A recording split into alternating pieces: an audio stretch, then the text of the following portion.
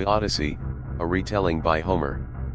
Part 1, Prologue and Telemachus' Quest. Prologue, the war is over. Troy burned. Its towers collapsed in flame and dust, the cries of its people echoing into the blood-soaked wind. The 10-year war that had consumed a generation was finally over. The Greeks had won, not through sheer might, but through cleverness, Odysseus' cleverness.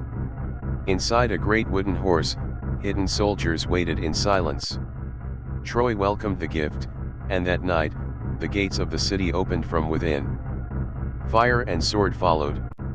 The war ended with trickery, not glory. Among the returning heroes was Odysseus, king of the rocky island of Ithaca, a man praised not for brute strength, but for his wit, his patience, his mind. Yet as his comrades returned home, Odysseus would not. The gods had other plans.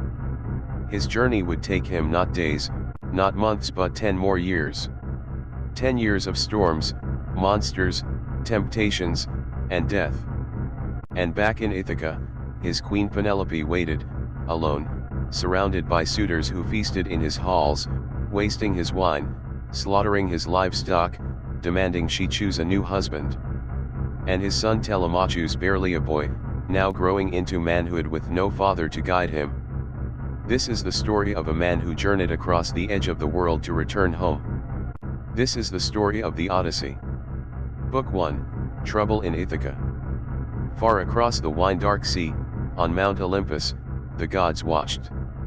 Poseidon, god of the sea, raged. He had not forgotten how Odysseus blinded his son the Cyclops Polyphemus.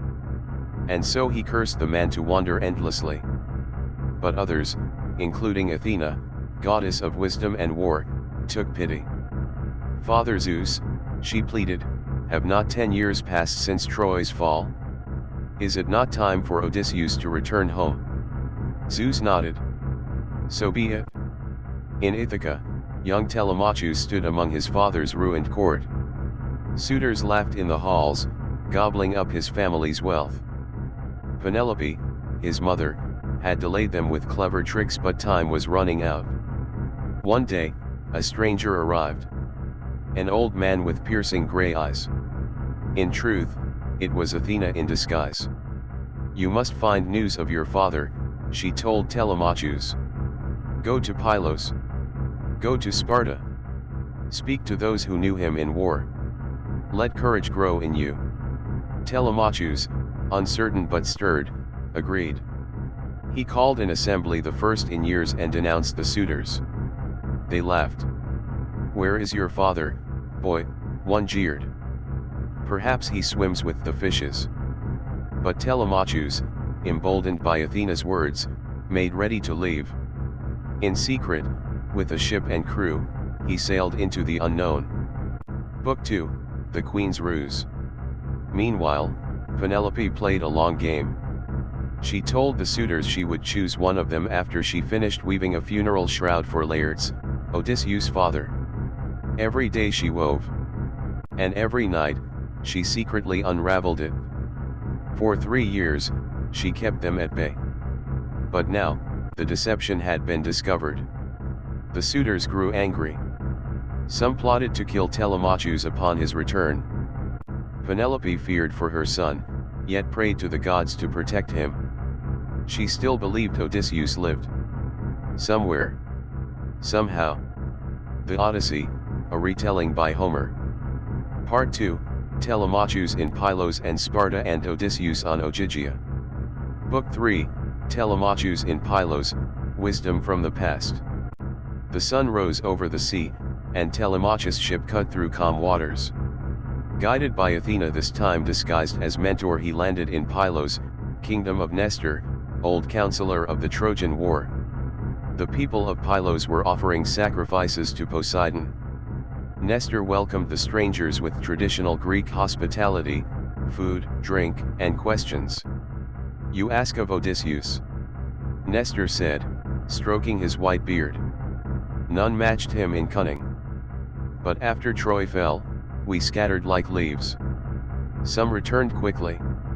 Others were lost. Of Odysseus, I know only this: he has not returned. Nestor offered Telemachus a chariot and his own son, Pisistratus, to escort him to Sparta, where King Menelaus might know more. Before they left, Athena revealed herself as a goddess, rising into the sky in a blaze of glory. The people of Pylos trembled. Telemachus, in awe, found new strength. Book 4, In the Halls of Sparta, the Red-Haired King. In golden Sparta, Telemachus arrived to find Menelaus and Helen, Queen of Beauty, celebrating a double wedding. They greeted him kindly and honored the memory of Odysseus. Helen wept as she spoke of the man who had once disguised himself to sneak into Troy. No one matched him in craft, she said. Menelaus recounted a strange tale. Stranded in Egypt, he had captured Proteus, the shape-shifting sea god. From him, Menelaus learned of the fates of many Greeks and that Odysseus lived, held captive on an island by the nymph Calypso. Alive. Telemachus gasped. Indeed, Menelaus confirmed. Though the sea still holds him prisoner. But danger brewed at home. The suitors in Ithaca plotted ambush, planning to kill Telemachus before he could return. Book 5, Odysseus on Calypso's island, Ogygia. Far away, across stormy seas, Odysseus sat on the shore of Ogygia, staring at the horizon. He had been a captive of Calypso for 7 years. She offered him immortality and love. But Odysseus longed for his wife, his son, and his home. The gods met on Olympus again. Athena pressed Zeus, who at last ordered Hermes, the messenger god, to go to Calypso and command Odysseus' release. Hermes arrived in a flash of winged sandals. You must let him go, he told the nymph. Calypso was furious. How is it fair? The gods take mortal lovers, but I must lose mine. But she obeyed. She found Odysseus by the sea and told him he was free. She gave him tools, and he built a raft. She gave him supplies, and he wept in gratitude. With tear-filled eyes, he sailed into the unknown. But Poseidon had not forgotten. A storm rose like a mountain. Lightning cracked the sky. The raft shattered, and Odysseus was flung into the sea. Only the goddess Ino, taking pity, gave him a magical veil to keep him afloat.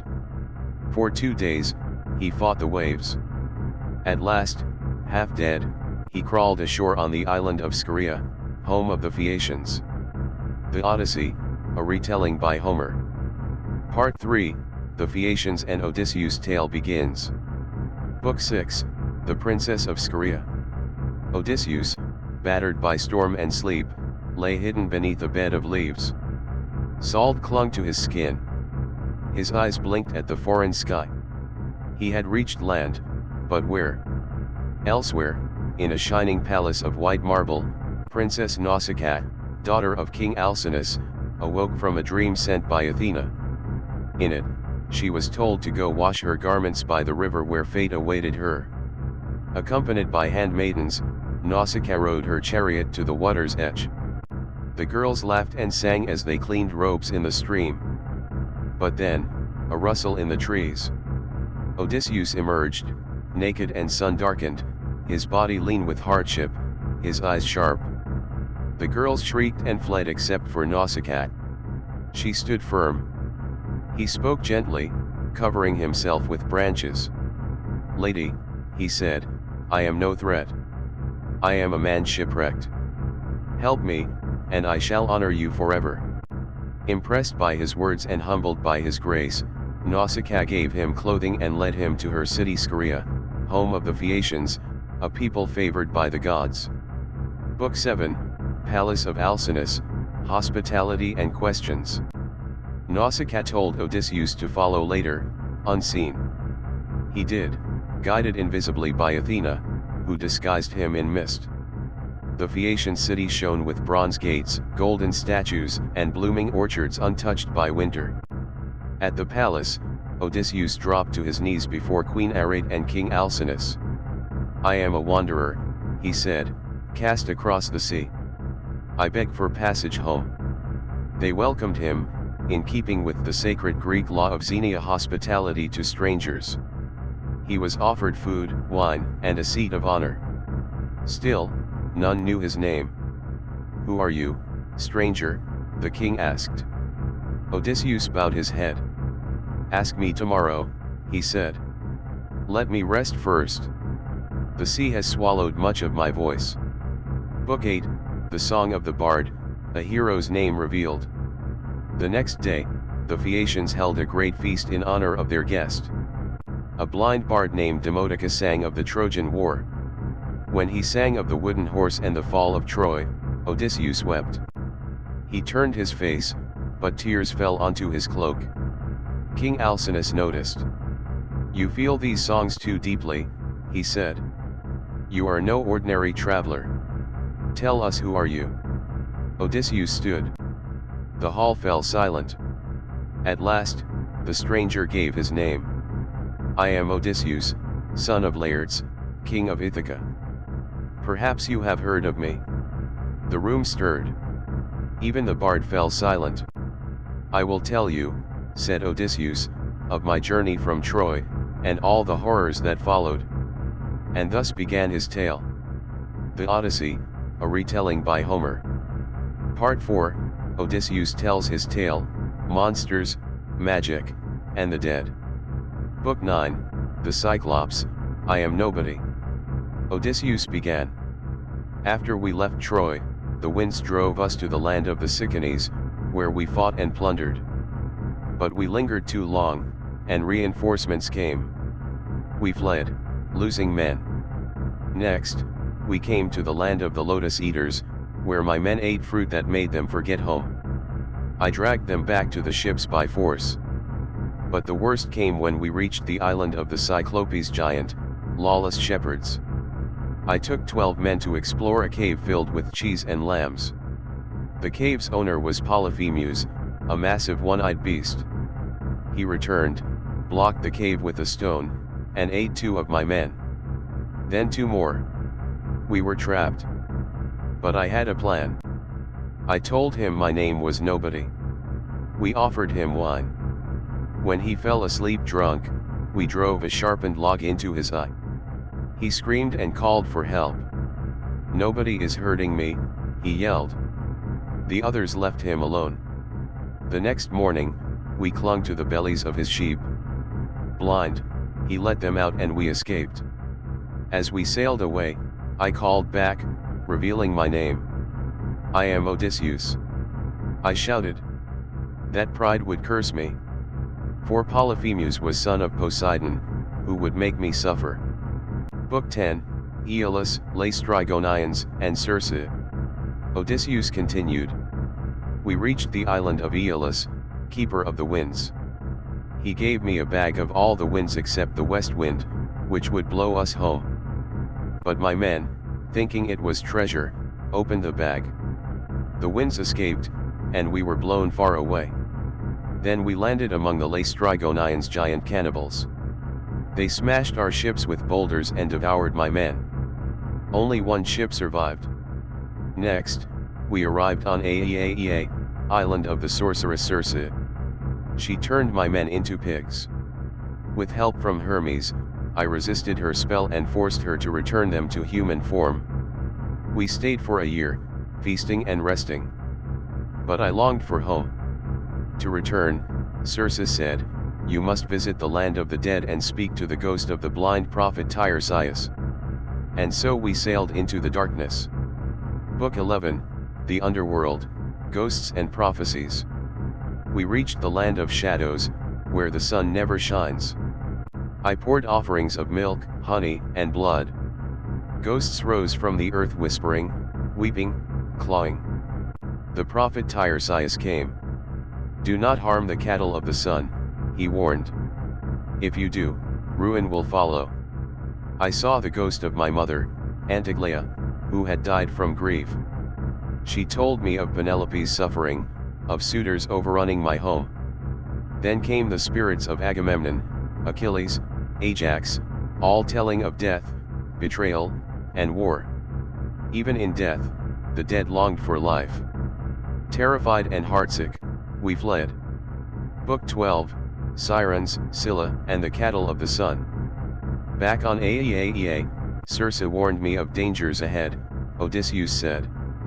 First were the sirens, whose song lured sailors to their doom. I filled my crew's ears with wax and had them tie me to the mast. As we passed, I heard their voices sweet as honey, full of forbidden knowledge. I begged to be released.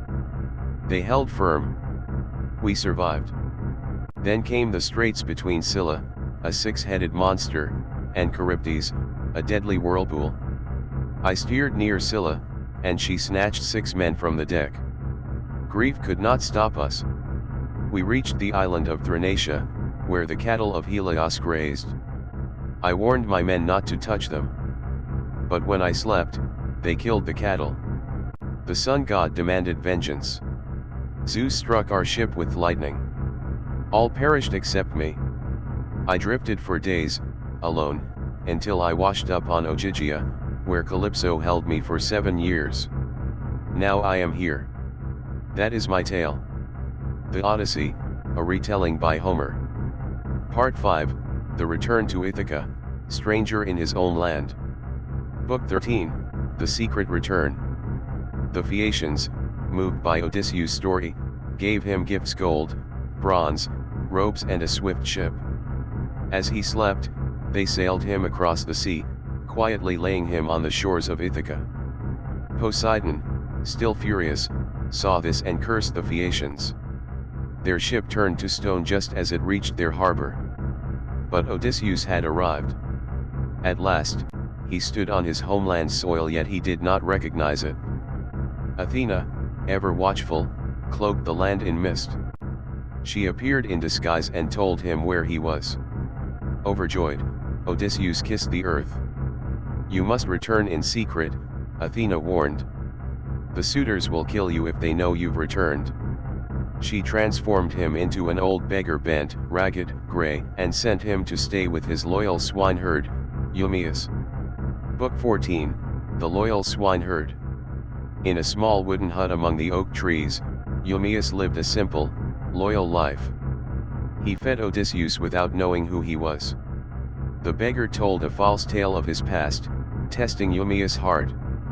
The swineherd cursed the suitors and mourned his lost master. "Odysseus will return," he said. "I still believe it." Odysseus was moved but kept his identity secret. That night, they shared food, stories, and warmth near the hearth. His people still remembered him, still loved him. Book 15, Telemachus returns. Meanwhile, Athena flew to Sparta. She found Telemachus in Menelaus' palace and warned him of the ambush waiting in Ithaca. "Return at once," she urged. He obeyed, taking gifts and farewells. On the voyage back, he avoided the suitors' trap with divine guidance. His ship reached Ithaca safely. Athena directed him to Eumaeus' hut, where he would find an unexpected reunion. Book 16, Father and Son. Telemachus entered the hut, greeted warmly by the swineherd. There sat the beggar Odysseus in disguise. Athena appeared outside and motioned to Odysseus. In a flash, the disguise faded. The beggar stood tall, radiant, and youthful. Telemachus stepped back in shock. "No, it cannot be. It is I," Odysseus said. "I am your father." Tears burst from them both. They embraced, man and boy, warrior and prince, separated by 20 years, now reunited by fate. Odysseus explained all: his journey, the suitors, and their plan for revenge. Telemachus, once unsure, now stood as a man. Together, they would reclaim their home. The Odyssey, a retelling by Homer. Part 6, The Suitors' Doom and Odysseus' Vengeance. Book 17, Return to the Palace. Disguised still as a beggar, Odysseus entered his palace, heavy with memories and shadows. The suitors mocked him, throwing scraps and insults. Penelope watched silently, her heart a fortress of hope and sorrow. Telemachus returned with his father, and they met in secret. Odysseus tested the loyalty of servants and allies. Book 18, The Beggar's Challenge. Odysseus, still disguised, faced off against a fellow beggar named Iris, who challenged him to a fight for scraps. With quiet strength, Odysseus knocked Iris down with one blow, stunning the suitors into silence. Book 19, Penelope's Questioning. Penelope, sensing something strange about the beggar, questioned him carefully. He told false tales but dropped subtle hints of his identity.